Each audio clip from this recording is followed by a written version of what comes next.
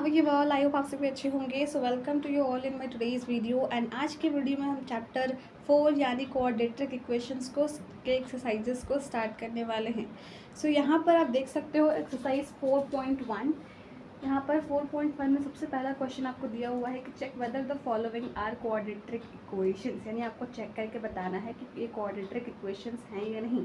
So quadratic equation मतलब क्या होता है, जैसे कि हमने लास्ट चैप्टर में भी पढ़ा था मीन्स अबाउट लीनियर इक्वेशन, तो वहाँ पर लीनियर इक्वेशन ओनली उसका एक ही एक्सपोनेंशियल पावर था। बट अगर आप क्वाड्रेटिक इक्वेशन की बात कर रहे हो तो मैं आपको एक रफली बता देती हूँ कि जैसे आप इसको ax² प्लस bx प्लस सी के इज इक्वल्स टू 0, ये होता है आपका क्वाड्रेटिक इक्वेशन का स्टैंडर्डाइज फॉर्मेट। यानी कि अगर जब भी आपको चेक करने के लिए बोला जाए कि ये क्वाड्रेटिक इक्वेशन है या नहीं, so you have to check this. और इसमें एक कंडीशन भी है कि आपका जो ए है वो 0 के इक्वल नहीं होना चाहिए। अगर ए 0 के इक्वल हो गया तो क्या होगा, अगर 0 से मल्टीप्लाई होगा तो ये भी 0 हो जाएगा। देन आपका बचेगा bx प्लस सी। तो bx प्लस सी ये तो लीनियर इक्वेशन हो गया ना, लेकिन हमें तो चाहिए क्वाड्रेटिक इक्वेशन जिसकी यहाँ पर हाईएस्ट डिग्री 2 होती है। तो आपको ये टर्म तो चाहिए ही चाहिए, ये 0 होंगे ये 0 होंगे तो चलेगा, इससे कोई आपको दिक्कत नहीं है। मीन्स दोनों में से कोई एक 0 होंगे, बट आपको ये वाला टर्म होना चाहिए जिसकी आपकी पॉलिनोमियल की डिग्री हाईएस्ट डिग्री यहाँ पर 2 जाए। ओके, ये भी एक टाइप का पॉलिनोमियल ही है ना। सो अगर मैं पॉलिनोमियल बोलूँ या इक्वेशंस बोलूँ, अगर आपको इक्वेशन से समझने में आसानी हो रही है तो दैट इज़ ओके। सो यहाँ पर स्टार्ट करते हैं क्वेश्चन नंबर 1। यहाँ पर आपको चेक करना है कि नहीं, तो सिंपल सी बात है, आपको सॉल्व करना है। यहाँ पर x प्लस 1 का होल स्क्वायर या a प्लस बी का होल स्क्वायर के फॉर्मूला पे आप इसको ब्रेक करो तो x का स्क्वायर प्लस 1 प्लस 2x, फिर यहाँ पर मल्टीप्लाई होगा तो 2x माइनस 6 होगा। और उसके बाद यहाँ पर आप देख सकते हो ये RHS साइड है और ये LHS साइड है, तो इसमें भी प्लस 2 है x है और इसमें भी प्लस 2x है। तो इसको मैंने डायरेक्टली कट कर दिया, आप चाहो तो इस साइड भी लाकर वो भी 0 ही हो जाएगा। दोनों तरफ सेम है, मीन्स अगर आपको एक चीज़ देखो, यहाँ पर भी प्लस 2x और यहाँ पर भी प्लस 2x है, साइन सेम होना चाहिए, नंबर सेम होना चाहिए या वेरिएबल जो भी वो सेम होना चाहिए, तो आप डायरेक्टली ऐसे कट भी कर सकते हो। उसके बाद आपके पास बचा x² प्लस 1 और यहाँ पर ये प्लस माइनस 6 था, ये आपका RHS साइड में है, RHS साइड में ये माइनस 6 था, तो ये अगर LHS में आएगा तो माइनस का प्लस हो जाएगा। देन उसके बाद आप इसको सॉल्व करोगे तो x² प्लस 7। तो ये आपका क्वाड्रेटिक इक्वेशन हुआ या नहीं हुआ, ये आपको बताना है। तो मैंने क्या बोला था, आपका जो क्वाड्रेटिक इक्वेशन है उसमें ये वाली जो आपकी टर्म है x², यहाँ पर है जो a, और a की जगह पर अगर आप यहाँ पे लोगे तो वो 1 होगी, तो ये 0 नहीं होनी चाहिए, यहाँ पर 1 है। तो ये सही बात है, एक कंडीशन को तो सेटिस्फाई की कि एक इक्वल्स टू 0 नहीं होना चाहिए। उसके बाद आप बोलोगे कि ये bx वाला टर्म कहाँ गया, हमारे पास तो c यानी कांस्टेंट टर्म ही है, सिर्फ 7 आया, बाकी जो x वाला जो वेरिएबल था वो तो कट गया। फिर हम लोग उसको क्वाड्रेटिक इक्वेशन क्यों बोलेंगे, क्योंकि इसलिए कि क्वाड्रेटिक इक्वेशन एक कंडीशन बताता है कि आपका सिर्फ ये a 0 नहीं होना चाहिए। अगर एक ये 0 है यानी b या c 0 है तो चलेगा, मीन्स कभी क्वेश्चन में कभी b 0 होता है या कभी c 0 होता है, तो वो क्वाड्रेटिक इक्वेशन कहलाता है। अगर ये नहीं भी है यहाँ पर तो उसको हम लोग ऐसे मान सकते हैं कि x² प्लस 0x प्लस 7, यानी कि मेन चीज़ है आपको ये देखना, x की हाईएस्ट जो डिग्री होगी वो 2 होनी चाहिए और उसके साथ कोई एक टर्म या दोनों रहें, जैसे इस वाले इक्वेशन में तो और भी सही है। बट कभी कभी कंडीशंस होती है कि हमारा एक टर्म 0 हो जाता है, तो दैट इज़ ओके। आपको ये वाला टर्म देखना है x² वाला, that is enough quadratic equation को सेटिस्फाई करने के लिए। और एक बात याद रखनी होगी आपको कि यहाँ पर सिर्फ 2 ही होनी चाहिए इसकी डिग्री, अगर 3 होगी या 4 होगी तो नहीं चलेगा, ओनली 2, क्वाड्रेटिक मीन्स 2। ठीक है, आई थिंक इतना एक्सप्लेनेशन क्लियर है। अब उसके बाद यहाँ पर आते हैं क्वेश्चन नंबर 2 में, इसी का आपको सिंपली ये दिया हुआ है, इसको सॉल्व करना है। सॉल्व करने के बाद आपके पास ये प्रॉपर क्वाड्रेटिक इक्वेशन आ गई, तो इसको हम लोग बोलेंगे yes this is a quadratic equation. आते हैं इसी का क्वेश्चन नंबर 3 में, सिंपली आपको सॉल्व करना है। तो यहाँ पर आपके x² कट गया, आपके पास फाइनल आंसर आया 3x minus 1 equals to 0।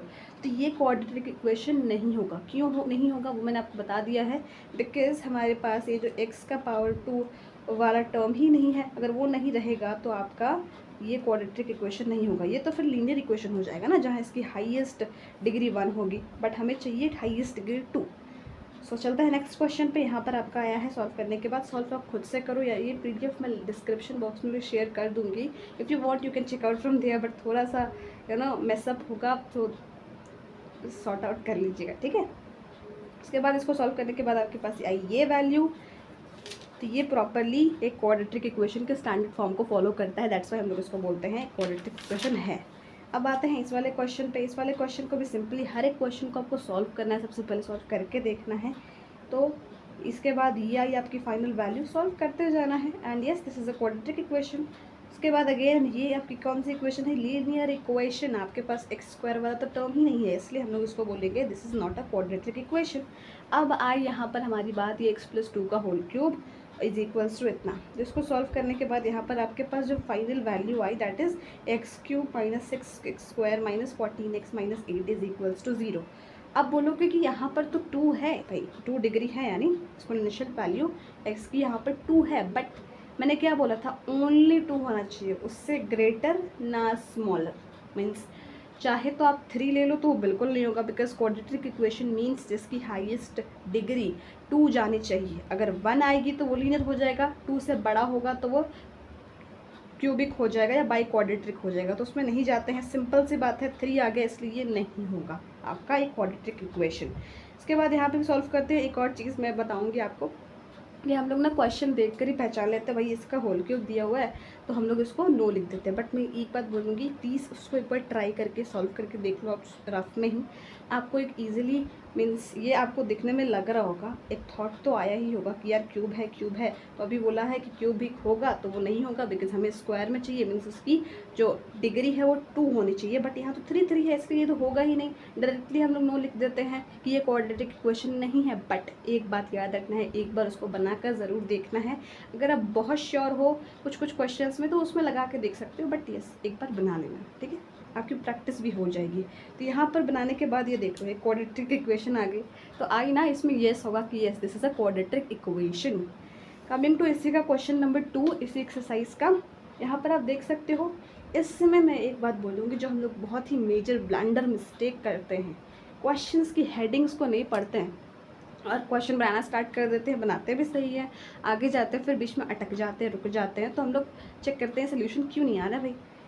So question क्या बोल रहा है पहले वो पढ़ो आप, हेडिंग कि represent the following situations in the form of quadratic equations.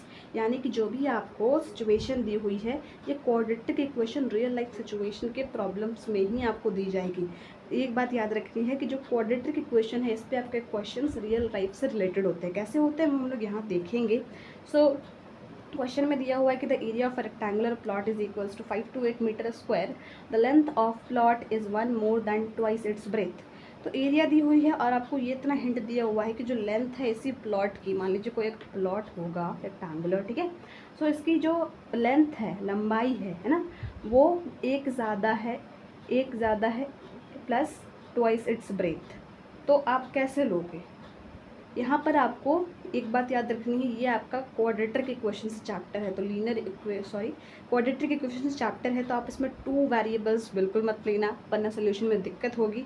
If you want you can take, but मैं सजेस्ट करूँगी कि आप इसको क्वाड्रेटिक के वे से ही बनाना, यानी कि ब्रेथ का ट्वाइस बोला गया है ना, तो क्वेश्चन में हिंट दिया हुआ है कि ब्रेथ से के ट्वाइस से एक ज़्यादा है, तो ब्रेथ को हम लोग x मान लेते हैं, फिर उसका ट्वाइस कर देंगे, उसमें 1 ऐड कर देंगे, तो वो आपका लेंथ हो जाएगा। एरिया का फॉर्मूला क्या होता है वो हमें पता है, लेंथ इंटू ब्रेथ। तो लेंथ क्या है, 1 + 2x into x is equals to 528। इसके बाद अब इसको मल्टीप्लाई करो, सॉल्व करो, ये आपकी इक्वेशन आई। और क्वेश्चन में आपको बस इतना ही बोला गया था कि इसकी जो प्रॉब्लम्स है उसको एक क्वाड्रेटिक इक्वेशन के फॉर्म में रिप्रेजेंट करना है। हम लोग ना इसको सॉल्व करने लगते हैं, वो सॉल्व होगी। एंड आई न्यू क्वेश्चन में यहाँ पर आपको एक लाइन भी दी हुई है कि we need to find the length and breadth of the plot. But guys question की हेडिंग को ध्यान से पढ़ो आप, वो दी है, सही बात है, बिकॉज उससे उसको सॉल्व करना है, क्यों सॉल्व करना है, कब सॉल्व करना है, वो आपको इसके नेक्स्ट वाले एक्सरसाइज में पता चलेगा, उसमें क्वेश्चंस हैं इससे रिलेटेड, ठीक है, इसी क्वेश्चन से रिलेटेड उसमें क्वेश्चन है, इसलिए वो आपको दिया हुआ है कि लेंथ एंड ब्रेथ फाइंड करो। बट जब भी आप क्वेश्चन बना रहे हो उसकी हेडिंग को पढ़ो कि यहाँ पर सिर्फ इसको क्वाड्रेटिक इक्वेशन के फॉर्म में रिप्रेजेंट करना है, पूरा लेंथ एंड ब्रेथ नहीं निकालना है। वो नेक्स्ट एक्सरसाइज के नेक्स्ट क्वेश्चन में होगा, वो मैं जल्द ही बताऊँगी, सो कन्फ्यूज़ नहीं होना है, ठीक है। और उसके बाद यहाँ पर आपको क्वेश्चन नंबर 2 है कि the product of 2 consecutive positive integers is 306। तो हम लोग कोई भी दो कंसेक्यूटिव पॉजिटिव इंटीजर्स ले लेते हैं। पहला वाला ले लेंगे हम लोग x, बिकॉज हम लोग कोई भी रिक्वायर्ड नंबर मान रहे हैं, आर्बिट्ररी नंबर मान रहे हैं, तो एक x ले लो आप और एक x+1 ले लीजिए। दोनों पॉजिटिव हो गए, पॉजिटिव इंटीजर्स, ओके। देन दोनों का product is equals to 306, multiply करो, सॉल्व करो, आपके पास ये इक्वेशन आएगी। तो this is the final answer. And जब भी आप क्वेश्चन बनाते हो इसके एनसीईआरटी सॉल्यूशंस जरूर चेक किया करो, उसमें इक्वेशंस ही फॉर्म में दी हुई है, ठीक है। नाउ कमिंग टू इसका थर्ड पार्ट में क्या दिया हुआ है ये देख लो आप। ये है क्वेश्चन, ये मैंने पूरा क्वेश्चन ही उतार दिया है, मीन्स जितना इस एक्सरसाइज में बनाना है आपको।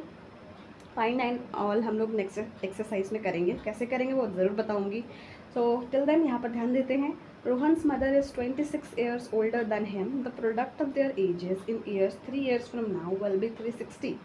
सो यहाँ पर आपको दिया हुआ है कि रोहन की जो मदर हैं वो उससे 26 ईयर बड़ी हैं, और उसके बाद the product of their edges means Rohan की और उनकी मम्मी की एज आज से 3 साल बाद, मीन्स आज से जो 3 साल बाद की एज होगी उसका प्रोडक्ट 360 है। सबसे पहली बात, हम लोग रोहन का जो प्रेजेंट एज है उसको x मान लेते हैं, और उनकी मदर का एज क्या है, वो उनकी मदर उनसे 26 ईयर्स ओल्डर है, यानी बड़ी हैं, तो x + 26 ईयर्स। अब उसके बाद एक और कंडीशन दी हुई थी कि the product of their ages are from 3 years from now, तो ये आफ्टर 3 years हुआ। इसका मतलब 3 years फ्रॉम नाउ मतलब आज से 3 सालों बाद, ठीक है। ये वर्डिंग होती है, कंफ्यूज हो जाते हैं, बट कोई नहीं, हम लोग इसको करेंगे अच्छे से। तो आफ्टर 3 years हमने लिख भी दिया है कि रोहन की एज क्या होगी। अभी तो भाई प्रेजेंट में हम लोग x लिया है, तो अगर 3 साल बाद होगी तो x+3, और उनकी मदर की एज अभी तो x+29 है, सॉरी 29 नहीं 26 है, 3 साल बाद x+26 + 3 तो x+29 ईयर्स। अब क्वेश्चन में बोला गया था कि 3 साल बाद उन दोनों के एजेस का प्रोडक्ट 360 होगा, तो ये उनकी 3 साल बाद की एजेस है दोनों की, रोहन की और उनकी मम्मी की, तो दोनों का प्रोडक्ट 360 होगा। सॉल्व करो आप, उसके बाद यहाँ पर ये इक्वेशन आएगा। This is the only solution of this question for this exercise, okay. I hope आपको समझ में आया होगा। Now coming to this fourth part, ये फोर्थ पार्ट भी आपको थोड़ा ध्यान से समझना है। मैं फिर बोल रही हूँ, अगर आपको स्क्रीन विजिबल नहीं है तो मैं लिंक इस PDF का नोट्स का मैं डिस्क्रिप्शन बॉक्स में डाल दूँगी, आप वहाँ से भी चेक कर सकते हो, ठीक है। सो ये 4 में क्या दिया हुआ है कि train travels a distance of 480 kilometre at a uniform speed. एक ट्रेन है, अगर ट्रेन चल रही है इट मीन्स कि वो कोई डिस्टेंस ट्रैवल कर रही है ना, और कोई स्पीड से चल रही होगी, कुछ टाइम ले रही होगी, घंटे, है ना, जितना स्पीड से चल रही है वो।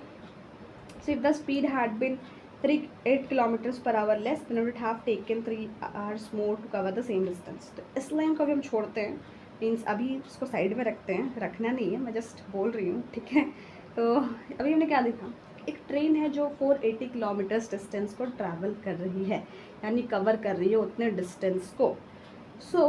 कवर कर रही है, तो कवर करने के बाद डिस्टेंस का फॉर्मूला आपको पता होगा, स्पीड इनटू टाइम होता है। तो जब भी कोई डिस्टेंस कवर हो रहा है इट मीन्स कि कोई एक स्पीड पे, पर्टिकुलर स्पीड पे और एक अमाउंट ऑफ टाइम में हो रहा है ना। सो हम लोग यहाँ पर लेट द स्पीड मान लेंगे x किलोमीटर्स पर आवर, और इस क्वेश्चन में स्पीड ही फाइंड करना है, बट इस वाले एक्सरसाइज में नहीं, नेक्स्ट वाले में। So coming to this point now that speed हमने x मान लिया, अब टाइम क्या मानेंगे, तो डिस्टेंस का फॉर्मूला हमें पता है, that is speed into time. तो यहाँ से टाइम इज इक्वल्स टू क्या होगा, डिस्टेंस ऊपर ही रहेगा, स्पीड नीचे आ जाएगा, तो ये आपका टाइम का फॉर्मूला हो जाएगा। तो ये कितना होगा, यहाँ पर पूरे एक स्टेटमेंट लिख लेनी है आपको। अगर आप स्टेटमेंट लिख लोगे ना तो ईजिली हो जाएगा आपको समझने के लिए। ये required time to cover 480 kilometre at a distance at a speed of x kilometres per hour, यानी कितना टाइम लगेगा उसको 480 किलोमीटर डिस्टेंस को कवर करने के लिए जब वो x किलोमीटर पर आवर के स्पीड से चल रहा है ट्रेन, तो इतना लगेगा डिस्टेंस बाय स्पीड, इतना आवर्स। बट अब जो मैंने बोला था आपको कि ये लाइन को अभी हम लोग थोड़ा साइड में रखते हैं, इसको वापस से लेकर आते हैं कि if the speed had been 8 kilometres per our less, तो अभी तो हमारी नॉर्मल कंडीशन भी हमने स्पीड x मानी थी, बट क्वेश्चन में कंडीशन क्या दी हुई है कि अगर आपका स्पीड 8 किलोमीटर घट जाता है, तो नॉर्मल कितना है x, उसमें से हम लोग कितना घटा देंगे 8, तो यहाँ पर वो भी स्टेटमेंट लिख लेनी है। इस मीन्स अगर जब भी आप क्वाड्रेटिक बना रहे हो स्टेटमेंट लिखो, आपको खुद क्लैरिटी होगी क्वेश्चन में और इजीली सोल्यूशन बना पाओगे, ठीक है। बस उसके बाद आगे क्या लिखा हुआ है कि अगर स्पीड आपकी 8 किलोमीटर कम हुई then it would have taken 3 hours more to cover the same distance. तो जितने टाइम में वो डिस्टेंस कवर हो जाती उससे 3 घंटे ज़्यादा लगेंगे। स्पीड कम हुआ तो ऑब्वियसली बात है ट्रेन धीरे चलेगी तो टाइम ज़्यादा लगेगा, है ना। सो अभी नॉर्मल हमारी टाइम कितना था 480/x आवर्स, तो इसमें हम लोग 3 आवर ऐड कर देंगे। ओके, नीचे नहीं ऐड करना है, वो बात याद रखना, वो अलग सिनेरियो होता है, वो हम लोग अलग से डिस्कस करेंगे। यहाँ पर आपको ये नॉर्मल टाइमिंग थी और इसमें 3 घंटे बढ़ जाएंगे, तो इसको ऐड कर दो। उसके बाद यहाँ पर मैंने इसी को यहीं पे सिंप्लीफाई कर दिया है, तो इतना तो हो गया। अब इसके आगे क्या करना है, अब इसके आगे हमें एक इक्वेशन बनानी है। तो आपको सिर्फ 480 दिया हुआ है किलोमीटर डिस्टेंस का फॉर्मूला हमने अभी देखा ही, that is speed into time. तो स्पीड हम लोग कौन सा लेंगे, नॉर्मल वाला कि जो कंडीशन वाला? ऑब्वियसली कंडीशन वाला लेंगे, बिकॉज क्वेश्चन में आपको इतनी कंडीशन क्यों दी हुई है, बिकॉज इसी तरीके से आपको सोल्यूशन फाइंड करने के लिए बोला गया है एक इंटरेक्ट वे में। तो हम लोग उस वाली स्पीड को ले लेंगे और उस वाली टाइम को ले लेंगे, दोनों को आप मल्टीप्लाई करो, तो मल्टीप्लाई करने के बाद ये मैंने नॉर्मल वे से सिंप्लीफाई किया है। अगर आप चाहो तो कोई और तरीके से भी इसको सिंप्लीफाई करके ईजिली बना सकते हो। तो सिंपली यहाँ पर आपका ये आया था तो मैंने 3 कॉमन लिया है ताकि इक्वेशन को और सिंप्लीफाई बना सकूँ। तो 3 हुआ हमारा कॉमन। उसके बाद ये जो 3 मल्टीप्लाई में था इधर डिवाइड में जाके 0/3 हुआ, तो वो 0 ही होगा। आपकी एक इक्वेशन आ गई x² - 8x - 1280 is equals to 0। तो ये आपकी क्वाड्रेटिक इक्वेशन आ गई इस प्रॉब्लम के सोल्यूशन को रिप्रेजेंट करने के लिए। सो आई होप आपको आज का वीडियो अच्छा लगा हो, तो please do like, share and subscribe, and thank you so much for watching this video. See you soon in the next video.